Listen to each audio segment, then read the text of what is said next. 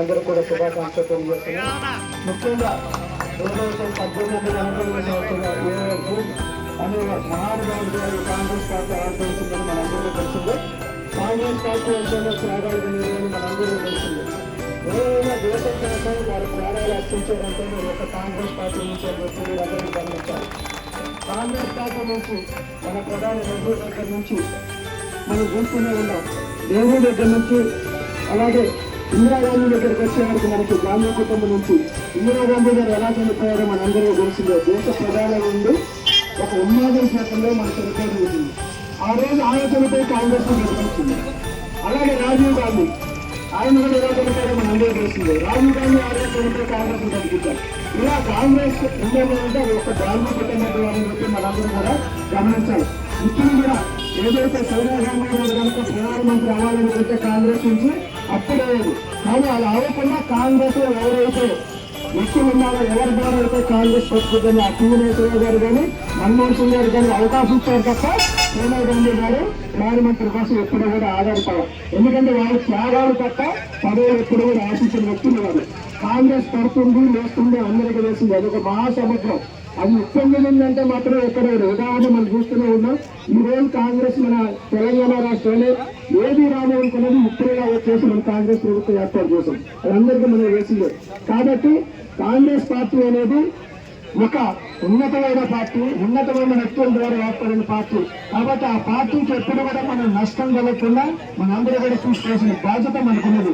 ఎందుకంటే కాంగ్రెస్ లో కొత్త తరం ఉంది, పాత తరం ఉంది, ఇంకా కొత్త తరం వస్తారు. అందరినీ ఆహ్వానించి కాంగ్రెస్ పార్టీని బలోపేతం చేయడం అనేది మన ముఖ్య లక్ష్యం. ముఖ్యంగా ఇక్కడ కాంగ్రెస్ పార్టీ ఏర్పడిన తర్వాత ఇక్కడ రాజమౌళి గారు గెలిచిన తర్వాత నేను గెలవడం ఒకటి అదైపోయింది. కానీ మన ముందు ఎలక్షన్ పంచాయతీ ఎలక్షన్ జెడ్పీటీసీలు ఎంపీటీసీలు మున్సిపాలిటీ నేను గెలవడం తప్పగానే panchayat election MPT ZP election గెలిపిస్తే మీ గొప్పతనం అది మీ గొప్పతనం. మనం గెలిచిన ఒక ఎమ్మెల్యే ఉన్నా కూడా పంచాయతీలో కనుక మనకి ఒక సర్పంచ్ లేకపోతే మనం ఏం చేసే పరిస్థితి ఉన్నది ఆ గ్రామంలో. ఒక ఎంపీటీసీ లేకపోతే మనం ఏం చేయలేం, ఒక జెడ్పీటీసీ లేకపోతే మనం ఏం చేయలేం.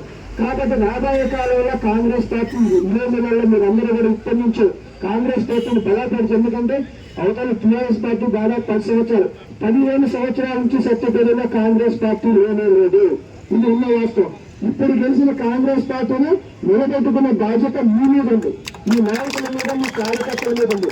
అలా కాకుండా ఎవరి కాళ్ళు కనుక గ్రూపుల కనుక విడిపోయి కనుక కాంగ్రెస్ కనుక నష్టం చేస్తే మాకు నష్టవాదులకి, రాబోయే కాలంలో మీకు నష్టవాదులు. ఒక గ్రామంలో ఒక సర్పంచ్ గెలిస్తేనే మన పథకాలు వేయడానికి మన వాళ్ళకి కానీ వాళ్ళకి కానీ అవకాశం ఉంటుంది. కాబట్టి సర్పంచ్ అనేది చాలా ఇంపార్టెంట్ అనే విషయం. సర్పంచ్ చాలా విషయం ఒక్కరి గుర్తించుకొని ప్రతి నాయకులు కూడా ఇక్కడి నుంచే గ్రామాలలో పునాది వేయాలని చెప్పి మిమ్మల్ని అందరినీ కోరుకుంటే, ఏదైతే గ్రామాలలో మనకి నష్టం జరిగిందో ఆ దిశగా మనం అందరం కూడా ప్రయత్నం చేసి ఆ గ్రామాల్లో కూడా రాబోయే కాలంలో కాంగ్రెస్ పార్టీ మెజారిటీ వచ్చే విధంగా మీరు అందరూ చూసుకొని మళ్ళీ ఒక్కసారి చెప్తున్నాం. ఇక్కడ మేము కూడా చెప్తున్నాం, మేము పాలకులు కాదని చెప్పి రాబోయే మీ సేవకులు మీరు ఏదైనా చేసే బాధ్యత మాదండి. మీరు మమ్మల్ని గెలిపించారు, మీరు ఏదన్నా సరే మమ్మల్ని అధికారం మీకుంది, మీరు చేసే బాధ్యత మాకుందని చెప్తున్నారు. ఒక్కటే చెప్తున్నా, ఈ ప్రజాపాలన వచ్చేదానికల్లో ఎవరైతే అడుగులున్నారో నిజంగా ఏదో రేషన్ కార్డులు కానీ పెన్షన్స్ కానీ ఇల్లు కానీ ఏదైనా సరే మీరు పార్టీ